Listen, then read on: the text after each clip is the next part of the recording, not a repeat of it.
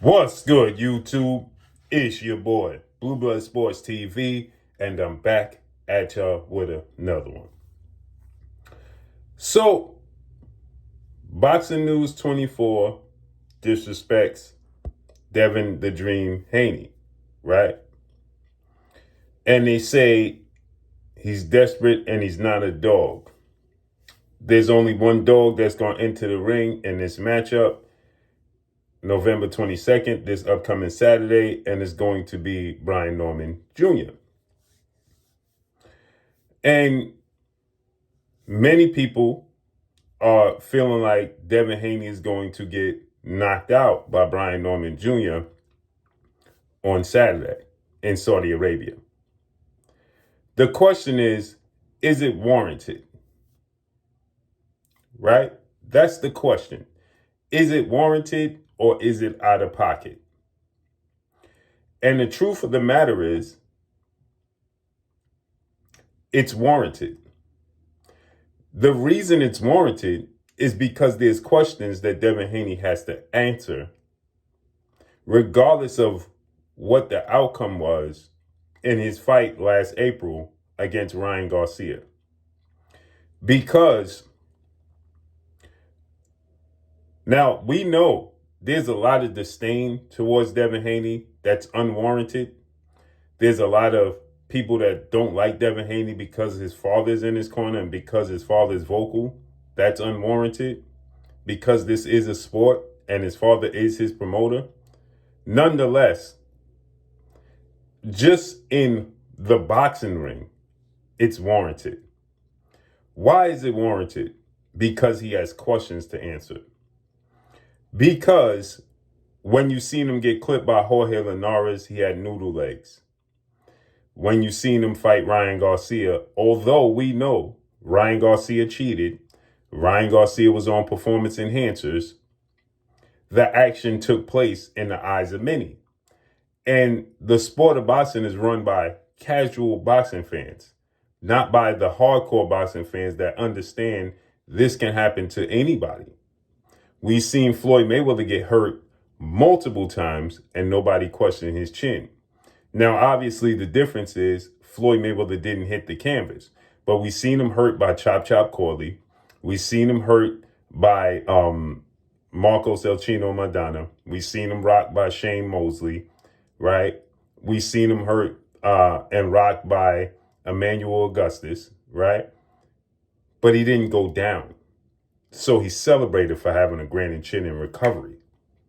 But we did see the like of great defensive fighters like James Toney, Pernell Whitaker, Willie Pep actually hit the canvas in their careers. And there was never a question, were they chinny? Now, you factor in the disdain that he gets from outside the sport with the casuals that just don't like him and his father, and factor it in where when he got hit and he got rocked, he had noodle legs, and he got dropped 3 times by Ryan Garcia with the same punch. That's what warrants, because it's the perfect storm, because Brian Norman Jr. is a highlight reel knockout artist. And he has a great left hook. What is the punch that he got hurt with against Ryan Garcia? The left hook dropped him 3 times. I have to say this. The difference is people are questioning his chin. It's not his chin. People are questioning his chin from the Jorge Linares fight. It's not his chin. What is the ultimate factor in the Linares fight and the Ryan Garcia fight? Because Ryan Garcia won a split decision. The fight got overturned. He tested positive for steroids. We understand. What is the determining factor when you look at both fights? His defense. It's not his chin. We all understand, at least real boxing fans understand, that the punch that hurts you the most is the ones you don't see. What happened against Ryan and Linares? He didn't see those punches. It was his defense, not his chin. So people continue to point to his chin and say he don't have a chin. Yes, he does have a chin. He recovered from the Linares punch. He got up all 3 times against Ryan Garcia. Now, people say the ref should have waved it off. He got up, right? He got up, and he still fought to the last round. He didn't get knocked out, which lets you know that he has a chin. The issue is his defense. Staying defensively responsible to not get hit with that punch that you don't see.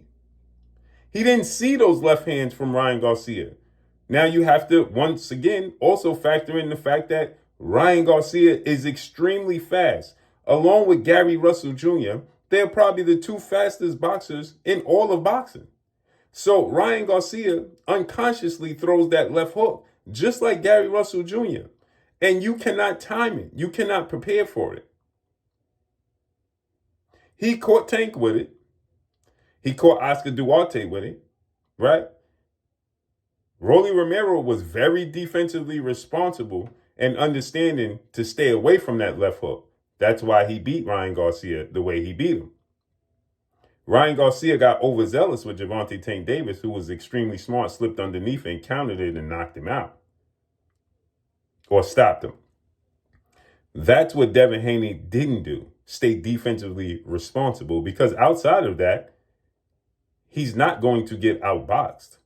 And so the question is, can the 28 win, no loss, no draw, 22 win by way of knockout, Brian Norman Jr., the WBO welterweight world champion, who's the best welterweight in my eyes, now they could be debatable in many people's eyes, but not mine, can he force Devin Haney to make the mistakes that Ryan Garcia and Jorge Linares did? People don't realize that punch was in the last 30 seconds of the 10th round that Devin Haney was absolutely whitewashing Jorge Linares in a beautiful fashion.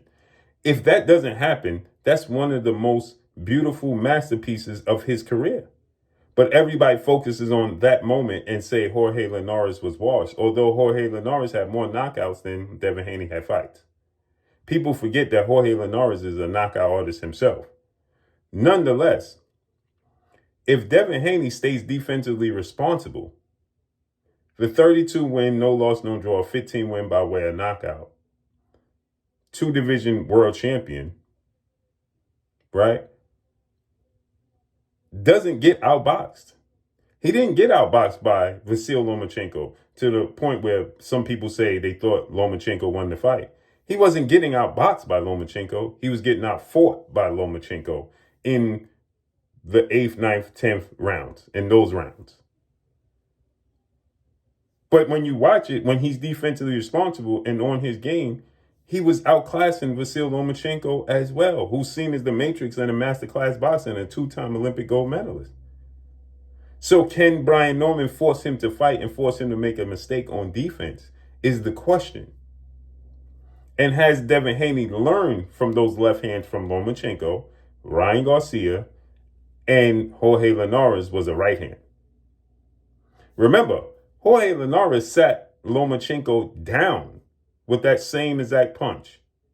He wobbled Devin Haney. He sat Lomachenko on his pockets with the same exact punch. So is it warranted to question when they say there's only one dog in this fight? That's disrespectful, because there's 2 dogs in there. He got hurt by Linares and he still fought. He got hurt by Ryan Garcia, dropped 3 times. He still got up and kept fighting to continue to get dropped. So therefore, how could you say there's only one dog in this fight when we haven't seen Brian Norman get dropped multiple times and continue to get up? Now, we did see him get dropped and get up and continue to fight, but the definition of a dog is not just fighting on the inside and knocking people out. It's facing adversity and coming back from it. This is going to be a hell of a fight this upcoming Saturday. Let me know what y'all think. But I think people got it all twisted. And they keep saying, does Devin Haney have a chin? That's not the question to answer.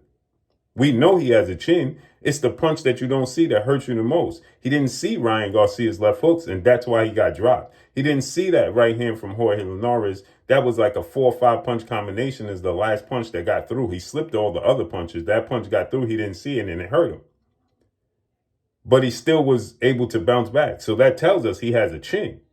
The question is his defense going to be on par this fight to protect him from the power punches, explosive punches, the hooks from Brian Norman Jr.? That's the question that needs to be answered.